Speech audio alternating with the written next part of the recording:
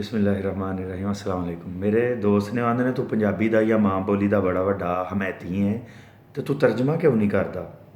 मतलब तर्जमा कर। हाले उन्होंने इन्नी भी अकलमंदी नहीं है, इन्नी अकल नहीं है कि तर्जमा करना हुकूमतां दा कम्म हुंदा है, पंजाब यूनिवर्सिटियां दा कम्म है।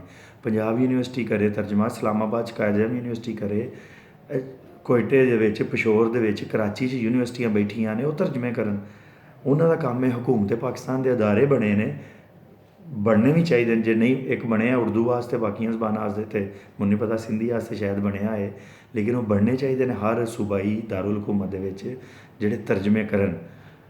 लेकिन ये भी कि क्योंकि मैं हुण इन्ना टाइम नहीं है कि मैं हर आर्टिकल का, हर इंग्लिश चीज़ का मैं कल्ला तर्जमा कर सकां, लेकिन मैं बोल सकना वा। जो कुछ मैं इंग्लिश पढ़ांगा उसका मैं तर्जमा अपनी मां बोली च करांगा ताकि साडी कौम नूं फायदा होए। एडान दे विच एक कालम लिखिआ उन्होंने, अंजम अल्ताफ साहब ने, वो लम्स दे साबक डीन ने सोशल साइंसिस दे, समाजी अलूम कह लो उन्होंने, समाजी अलूम दे डीन रिटायर ने, हैड जिहड़े ने सरबराह रिटायर ने, वो साबक ने, रिटायर की ने, प्राइवेट सी वो तो साबक होने। उन्होंने किताब कालम लिखिआ सेंस एंड मैडनैस, यानी अकलमंदी तो पागलपन। तो कालम के शुरू के ही वो कहते हैं, एक किताब का वो देंदे ने हवाला। किताब का नाम है micro motives and macro behaviour, यानी छोटे मनसूबे तो वड्डे रवैये। छोटा मनसूबा ये कि अंग्रेज़ी साओ बच्चों नूं, ते रवैया उहदे नाल कौमी लैवल ते रवैया वड्डा ये पैदा होंदा है कि पूरी कौम अंग्रेज़ की ज़हनी गुलामी का शिकार हो जाती है। ਉਹਦੇ ਵਿੱਚ ਉਹ ਰਾਈਟਰ ਹੈ ਥਾਮਸ ਸ਼ੈਲਿੰਗ ਹੈ, ਜਿਹਦਾ ਕੋਈ ਉਹਦਾ ਨਾਂ ਹੈ।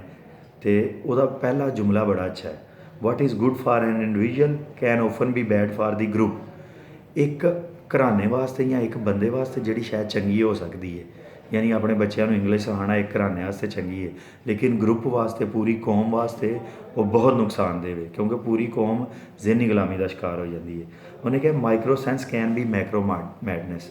छोटे माइक्रो सेंस होंदा छोटे लैवल ते अकलमंदी, जिहड़ी मैक्रो मैडनैस हो सकती है, वो वड्डे लैवल ते पागलपन होंदा है मैक्रो लैवल ते। उन्हें कहा जिन्ना मर्जी तुसी साइंसी दलाइल दिओ, हर किस्म के दलाइल, दुनिया का तजर्बा दसो, तो दो इतराज़ ही जिहड़े इंग्लिश के ज़हनी गुलाम ने ना, वो देंदे ने अग्गों कि भाई पहला इतराज़ ये we would be left behind in the world without teaching toddler in English. असी दुनिया तो पिछे रह जाएंगे जे असी अपने बालों को इंग्लिश ना पढ़ाया। ये पहला इतराज़ है जिहड़े इंग्लिश के हमैती देंदे ने पाकिस्तान च। दूजा इतराज़ ये देंदे ने parents wants to educate their toddlers in English, कि माँ प्यो अपने बच्चों को इंग्लिश पढ़ाना चाहते हैं, असी की करिए, स्कूल उत्थे की करन, जिहड़ी शायद की डिमांड होएगी, तलब होएगी, उहदी रसद होएगी।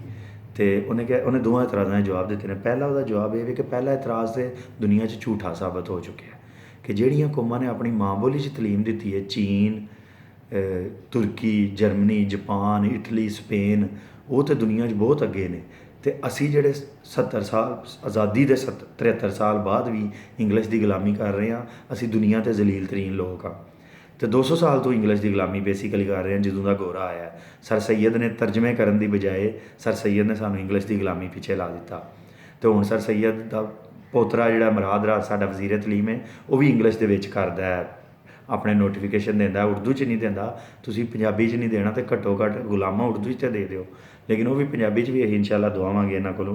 यानी पहला इतराज़ इन्हां दा झूठा साबित हो चुका है कि तरक्की इंग्लिश नाल होनी है। दूजा इतराज़ ये कि माँ प्यो जिहड़े ने वो पढ़ाना चाहते हैं। उन्हें कहा उसकी वजह ये कि पाकिस्तान ते जिहड़ी अंग्रेज़ की ट्रेंड एलीट क्लास बैठी है, जदों पाकिस्तान आज़ाद होया एक अंग्रेज़ ट्रेंड एलीट क्लास छड्ड गया, पूरा निज़ाम नहीं बदलिया, सिर्फ चेहरे बदले ने। वो की करते हैं, उन्होंने शर्त बनाया जे पाकिस्तान च चंगी नौकरी लैनी है तो इंग्लिश से तुहानूं माहर होना चाहिए।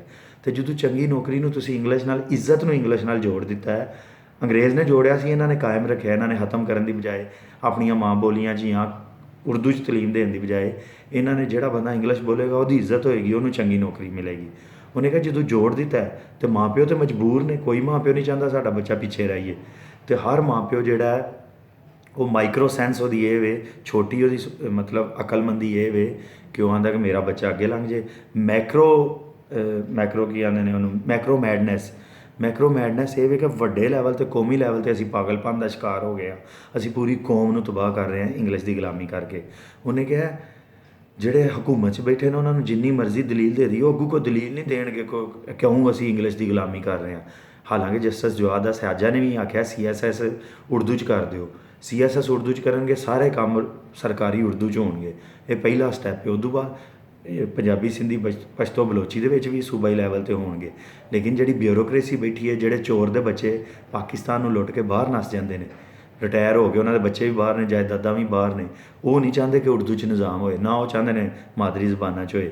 ਅਤੇ ਉਹ ਪੂਰੀ ਕੌਮ ਦਾ ਨੁਕਸਾਨ ਕਰ ਰਹੇ ਨੇ। ਹਿਊਮਨ ਕੈਪੀਟਲ ਨੂੰ ਡਿਵੈਲਪ ਹੀ ਨਹੀਂ ਹੋ ਦੇ ਰਹੇ, ਜ਼ਿਹਨੀ ਨਸ਼ੋਨੁਮਾ ਨੂੰ ਨਹੀਂ ਵਧਣ ਦੇ ਰਹੇ। ਜਿਹੜਾ ਬੱਚਾ ਆਪਣੀ ਮਾਦਰੀ ਜ਼ਬਾਨ 'ਚ ਇਲਮ ਹਾਸਲ ਕਰਦਾ ਹੈ, ਉਹਦੇ 'ਚ ਇੰਨਾ ਇਤਮਾਦ ਪੈਦਾ ਹੋ ਜਾਂਦਾ, ਅਹਿਸਾਸੇ ਕਮਤਰੀ ਨਹੀਂ ਰਹਿੰਦਾ ਕਿ ਉਹ ਅੱਗੂ ਜਾ ਕੇ ਕੋਈ ਜ਼ਬਾਨ ਵੀ ਸਿੱਖ ਸਕਦਾ, ਇੰਗਲਿਸ਼ ਸਿੱਖ ਸਕਦਾ, ਅਰਬੀ ਸਿੱਖ ਸਕਦਾ। ਸਾਨੂੰ ਤਾਂ ਇੰਗਲਿਸ਼ ਨੂੰ ਮਜ਼ਬੂਤ ਕਰਨਾ ਹੀ ਨਹੀਂ ਚਾਹੀਦਾ। ਸਾਡੀ ਤਾਂ ਮੁਸਲਮਾਨਾਂ ਦਾ ਮਫਾਦ ਇਹ ਵੇ ਕਿ ਅਸੀਂ ਅਰਬੀ ਨੂੰ ਆਲਮੀ ਲੈਵਲ 'ਤੇ ਮਜ਼ਬੂਤ ਕਰੀਏ, ਅਤੇ ਉਹ ਤਾਂ ਇੰਨੀ ਅਕਲ ਹੀ ਨਹੀਂ ਸਹਾਈ ਗਈ ਸਾਨੂੰ।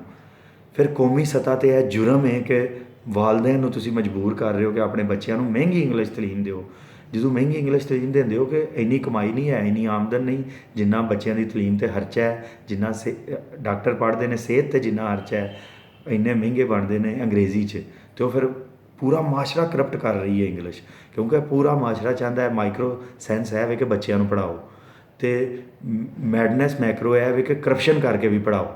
ਅਤੇ ਜਦੋਂ ਆਪਣੀ ਮਾਂ ਬੋਲੀ 'ਚ ਤਾਲੀਮ ਸਸਤੀ ਹੋਏਗੀ, ਪੂਰਾ ਮਾਸ਼ਰਾ ਪੜ੍ਹੇਗਾ, ਬਹਾਰ ਆ ਜਾਏਗੀ ਇੱਥੇ, ਪੂਰਾ ਮਾਸ਼ਰੇ ਦਾ ਸ਼ਊਰ ਬੁਲੰਦ ਹੋ ਜਾਏਗਾ। ਲੇਕਿਨ ਕਿਉਂਕਿ ਚਾਹੁੰਦੇ ਹੀ ਨਹੀਂ ਹੈ, ਲੇਕਿਨ ਆਵਾਮ ਦਾ ਸ਼ਊਰ ਨਹੀਂ ਨਾ ਹੈ। ਜਿਹੜੇ ਅਸੀਂ ਜਾਹਲ ਹਾਂ, ਜਿੰਨੀ ਦੇਰ ਤੱਕ ਅਸੀਂ ਰੋਵਾਂਗੇ ਨਹੀਂ, ਅਸੀਂ ਪਿੱਟਾਂਗੇ ਨਹੀਂ ਕਿ ਸਾਨੂੰ ਵਫਾਕੀ ਸਤ੍ਹਾ 'ਤੇ ਉਰਦੂ ਹੀ ਤਾਲੀਮ ਦਿਓ, ਲੇਕਿਨ ਸਾਡੇ ਘਰਾਂ ਦੇ ਵਿੱਚ, ਸਾਡੇ ਸਕੂਲਾਂ 'ਚ ਪੰਜਾਬੀ, ਸਿੰਧੀ, ਪਸ਼ਤੋ, ਬਲੋਚੀ ਬੋਲਣ ਦੀ ਇਜਾਜ਼ਤ ਦਿਓ, ਪੜ੍ਹਨ ਦੀ ਇਜਾਜ਼ਤ ਦਿਓ, ਲਿਖਣ ਦੀ ਇਜਾਜ਼ਤ ਦਿਓ। ਸਿੰਧ ਵਾਲਿਆਂ ਨੇ ਤਾਂ ਲੜ ਕੇ ਲੈ ਲਈ ਹੈ ਇਜਾਜ਼ਤ, ਪੰਜਾਬ 'ਚ ਵੀ ਅਸੀਂ ਇਨਸ਼ਾਅੱਲਾ ਲਾਂਗੇ। ਇਸ ਜਿਹੜੀ ਹੈ ਮਾਈਕਰੋ ਸੈਂਸ ਅਤੇ ਮੈਕਰੋ ਮੈਡਨੈਸ ਦਾ ਨੁਕਸਾਨ ਉਹਨੇ ਮਿਸਾਲ ਦਿੱਤੀ ਹੈ। ਟ੍ਰੈਫਿਕ ਜਾਮ ਦੇ ਵਿੱਚ ਹਰ ਬੰਦੇ ਦੀ ਮੈਕਰੋ ਸੈਂਸ ਇਹ ਆਉਂਦੀ ਹੈ ਕਿ ਯਾਰ ਮੈਂ ਲਾਈਨ ਤਰੋੜ ਕੇ ਅੱਗੇ ਨਿਕਲ ਜਾਂ, ਅਤੇ ਜਦੋਂ ਫਾਟਕ ਖੁੱਲ੍ਹਦਾ ਅਤੇ ਜਾਂ ਇਸ਼ਾਰਾ ਖੁੱਲ੍ਹਦਾ, ਸਾਰੇ ਹੀ ਫਸ ਜਾਂਦੇ ਨੇ। ਆਪਣੀ ਮੈਕਰੋ ਸੈਂਸ ਦੇ ਪਿੱਛੇ ਉਹ ਮੈਕਰੋ ਮੈਡਨੈਸ ਦਾ ਸ਼ਿਕਾਰ ਹੋ ਜਾਂਦੇ ਨੇ, ਵੱਡੇ ਪਾਗਲਪਨ ਦਾ ਸ਼ਿਕਾਰ ਹੋ ਜਾਂਦੇ ਨੇ, ਪੂਰੀ ਟ੍ਰੈਫਿਕ ਜੈਮ ਹੋ ਜਾਂਦੀ ਹੈ। NGO ਨੇ ਆਮ ਰੇਸ ਦੀ ਮਿਸਾਲ ਦਿੱਤੀ ਹੈ ਕਿ ਹਰ ਮੁਲਕ ਚਾਹੁੰਦਾ ਅਸਲਾ ਬਣਾਏ, ਇਹ ਉਹਦਾ ਫਾਇਦਾ ਹੈ ਕਿ ਅਸਲਾ ਬਣੇ। ਲੇਕਿਨ ਮੈਕਰੋ ਮੈਡਨੈਸ ਇਹ ਵੇ ਕਿ ਸਾਰੇ ਮੁਲਕ ਅਸਲਾ ਬਣਾ ਰਹੇ ਨੇ ਅਤੇ ਜੰਗਾਂ ਦੀ ਇੱਕ ਦੌੜ ਜਾਰੀ ਹੈ। ਤੀਸਰੀ ਉਹਨੇ ਮਿਸਾਲ ਦਿੱਤੀ ਹੈ ਅਮਰੀਕਾ ਦੇ ਵਿੱਚ ਹਰ ਘਰ ਜਿਹੜਾ ਨਾ ਇਸ ਇੰਫਰਾਦੀ ਤੌਰ 'ਤੇ ਸੋਚਦਾ ਕਿ ਯਾਰ ਗਨ ਹੋਣੀ ਚਾਹੀਦੀ ਹੈ ਮੇਰੇ ਕੋਲ, ਮੇਰੀ ਇਹਦੇ 'ਚ ਮਹਿਫੂਜ਼ ਮੈਂ ਰਵਾਂਗਾ। ਲੇਕਿਨ ਉਹਦੇ ਨਾਲ ਨੁਕਸਾਨ ਕੀ ਹੁੰਦਾ, ਅਮਰੀਕਾ ਦੇ ਵਿੱਚ ਗਨ ਵਾਇਲੈਂਸ ਬਹੁਤ ਜ਼ਿਆਦਾ ਹੈ। ਹਰ ਬੰਦੇ ਕੋਲ ਗਨ ਹੈ ਅਤੇ ਬੰਦੇ ਉੱਥੇ ਜਿਹੜਾ ਮਰਜ਼ੀ, ਜਿਹੜਾ ਵੀ ਜ਼ਿਹਨੀ ਪਰੇਸ਼ਾਨ ਹੁੰਦਾ ਉਹ ਫਾਇਰਿੰਗ ਕਰਕੇ ਆਮ ਬੰਦਿਆਂ ਨੂੰ, ਬੱਚਿਆਂ ਨੂੰ ਮਾਰ ਦਿੰਦਾ। ਅਤੇ ਇਹ ਹੀ ਉਹਨੇ ਫਰੀ ਮਾਰਕੀਟ ਦਾ ਐਡਮ ਸਮਿਥ ਨੇ ਆਖਿਆ ਸੀ ਕਿ individual selfishness lead to collective good. ਉਹਨੇ ਕਿਹਾ ਜਿਹੜੀ ਇੰਡੀਵਿਜੂਅਲ ਸੈਲਫੀਨੈਸ ਮਾਈਕਰੋ ਸੈਂਸ ਹੁੰਦੀ ਹੈ ਉਹ ਕੌਮ ਦਾ ਫਾਇਦਾ ਹੁੰਦਾ, ਲੇਕਿਨ ਉਹਨੇ ਕਿਹਾ individual selfishness can lead to collective ill, ਇਜਤਮਾਹੀ ਨੁਕਸਾਨ ਨਾਲ ਵੀ ਉਹ ਲੈ ਕੇ ਜਾ ਸਕਦੀ ਹੈ। ਇਹ ਹੀ ਸਾਡੇ ਨਾਲ ਹੋ ਰਿਹਾ, ਖਾਸ ਤੌਰ 'ਤੇ ਇਕਨੋਮਿਕਸ ਦੇ ਮਾਮਲੇ 'ਚ ਵੀ ਇਹ ਹੋ ਰਿਹਾ ਕਿ ਕੈਪੀਟਲਿਜ਼ਮ ਨੂੰ ਫੁੱਲ ਛੋਟੇ, ਕੋਈ ਰੈਗੂਲੇਸ਼ਨ ਨਹੀਂ ਹੈ, ਵੱਡੇ ਸਰਮਾਇਆਦਾਰ ਛੋਟਿਆਂ ਨੂੰ ਲੁੱਟੀ ਜਾ ਰਹੇ ਨੇ, ਛੋਟੇ ਬਿਜ਼ਨਸ ਇਹ ਕਰੋਨਾ ਦੇ ਜ਼ਰੀਏ ਵੀ ਬੰਦ ਕਰ ਰਹੇ ਨੇ। ਅਤੇ ਜ਼ਬਾਨ ਦੇ ਲੈਵਲ 'ਤੇ ਵੀ ਇਹ ਵੇ ਕਿ ਅਸੀਂ ਮੈਕਰੋ ਸੈਂਸ ਦਾ ਸ਼ਿਕਾਰ ਹਾਂ, ਲੇਕਿਨ ਮਾਈਕਰੋ ਸੈਂਸ ਦਾ ਸ਼ਿਕਾਰ ਹਾਂ, ਮੈਕਰੋ ਮੈਡਨੈਸ ਦਾ ਸ਼ਿਕਾਰ ਹਾਂ। ਅਤੇ ਇਹ ਸਾਨੂੰ ਹਰ ਜਗ੍ਹਾ 'ਤੇ ਆਵਾਜ਼ ਚੁੱਕਣੀ ਪੈਣੀ ਹੈ, ਸਾਡੀ ਆਵਾਜ਼ ਸਾਨੂੰ ਬਣਨਾ ਪੈਣਾ, ਕਿਉਂਕਿ ਸਾਡਾ ਮਫਾਦ ਇਹ ਵੇ ਕਿ ਸਾਡੇ ਪਿੰਡਾਂ ਤੱਕ ਇਲਮ ਜਾਏ।